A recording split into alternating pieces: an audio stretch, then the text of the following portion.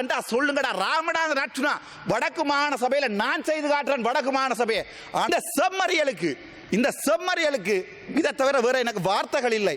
பலாலியை விஸ்தரிக்க போறேன். நீங்கள் என்னுடைய இனம், என்னுடைய மக்கள் குடிசைகளிலே வாழ்கிறார்கள். பலாலியில எவ்வளவு பொய்யடா சொல்றீங்கள். ஒவ்வொரு முறையும் வந்து 3000 மில்லியன், 300 மில்லியன், 500 மில்லியன், 1000 மில்லியன். அங்கே ஆமிக்காரன் பெருந்தோட்டம் வச்சுக்கொண்டு அதுக்குள்ள தென்னையை வச்சுக்கொண்டு வளர்த்து கொண்டிருக்கிறான். இங்க முட்டாள்கள் மாதிரி அதை ஏமாற்றுகின்ற ஒரு கொஞ்சம் பேரும் இங்கே இருக்கிறோம். இவர்களோட அடிக்கிற டீல் ஏன் பலாலி காணியை உங்களால் விடுவிக்க முடியாது. சரி, அதை விடுவோம். தையிட்டு விகார நானே சொன்னான் உடைக்க வேண்டாம், அதுக்கு நஷ்டவிட்ட கொடுங்க. நின்ற வரைக்கும் ஜனாதிபதி அன்றகுமார் நாயக்க ஏதாவது செய்திருக்கிறாராண்டா? இல்லை.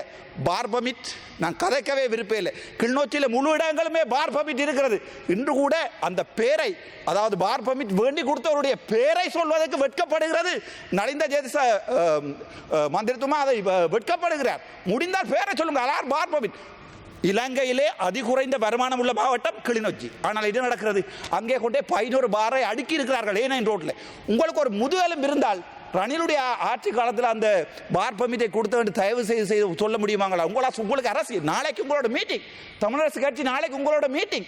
ஆகவே நீங்கள் அந்த விடயங்களை ஒரு நாளுமே வெளியே சொல்ல மாட்டீங்க. சரி, விஷயத்துக்கு வருவோம்.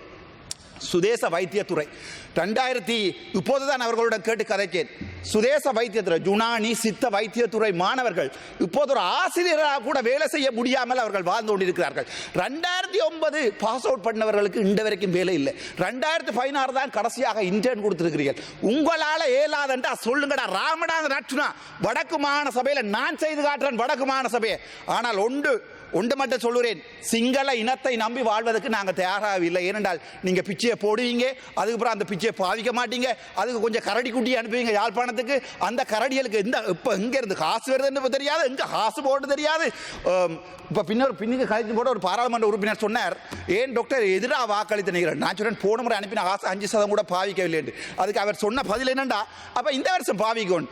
அப்படித்தான் உங்களோட வாக்கின் லைப்ரரிஸ், உங்களுடைய வாக்கின் நடமாடும் நூலகங்கள் என்று நீங்கள் சொல்லுறதுக்கு இந்த வருட வரவு செலவு திட்டத்தில் ஒதுக்கப்பட்டது அடுத்த வருடத்துக்கு பாவிக்க முடியாது என்று கூட உங்களுடைய ஆக்களுக்கு தெரியாது. சரி, அதை விட உங்களுடைய ஒரு சில பாராளுமன்ற உறுப்பினர்கள் மாம்பழ தோட்டம் வைக்க போறார்கள். இந்த செம்மறியலுக்கு இதை தவிர வேற எனக்கு வார்த்தைகள் இல்லை. முட்டாள்களுக்கு மாம்பழ தோட்டம் வைக்க போறேன் என்று சொல்லி போய் டிசிசி மீட்டிங்ல அனுமதி கேட்கிற இந்த முட்டாள்களுக்கு எப்படி வடக்கு மாகாணத்தை அபிவிருத்தி செய்ய முடியும்? அங்கே ஒரு கல் நடுறது, இங்கே ஒரு ஓட்டு டைப்பை திறப்பது, அதான் அபிவிருத்தியா? இந்த உங்களுடைய ஏமாற்றங்களை நம்பித்தான் நான் இந்த விடயங்களிலே நான் யோசித்துக் கொண்டேன். இல்லை, அரசாங்கத்துக்கு சப்போர்ட் பண்ணுவதில்லை என்று மிகப்பெரிய கவலை. அதை விட உங்களுக்கு எத்தனை ஊழல் இதுவரைக்கும் வடக்கு மாநிலத்தில் இந்த ராமநாதன் அர்ச்சுனா நேரடியாக பேங்க் அக்கவுண்டுகளோட, தெல்லிப்பளை ஆதார வைத்தியசாலை ஊழல், சாவச்சேரி ஆதார வைத்தியசாலை ஊழல் 17 மில்லியன், தெல்லிப்பளை ஆதார வைத்தியசாலை ஊழல் உங்களுக்கு 38 மில்லியன், அதோட பருத்தித்துறை ஆதார வைத்தியசாலை ஊழல் உங்களுக்கு அப்படி நேர அக்கவுண்ட் நம்பரோட 38 மில்லியன் கொண்டு வந்து போட்டு இந்த வரைக்கும் நீங்க என்ன செய்றீங்க? நாங்க தேடுறோம், நாங்க பார்க்கிறோம். உங்களுடைய இந்த இதால தான் உங்களுடைய அரசாங்கம் நாசமாக போகிறது. நீங்கள் சொன்னது முழு பொய். நீங்கள் என்ன சொன்னீங்க தமிழில்? நான் உங்களுடைய அதாவது இலங்கை முழுவதுமான அரசியலை தமிழில் கதைக்க விரும்பவில்லை, நான் சிங்களத்தில் சொல்கிறேன். அதை விட இந்த டிசிசி மீட்டிங் நடத்துகிறீர்கள். டிசிசி மீட்டிங் நடத்துபவர்களுக்கு அறிவென்ற சாமான இல்லை.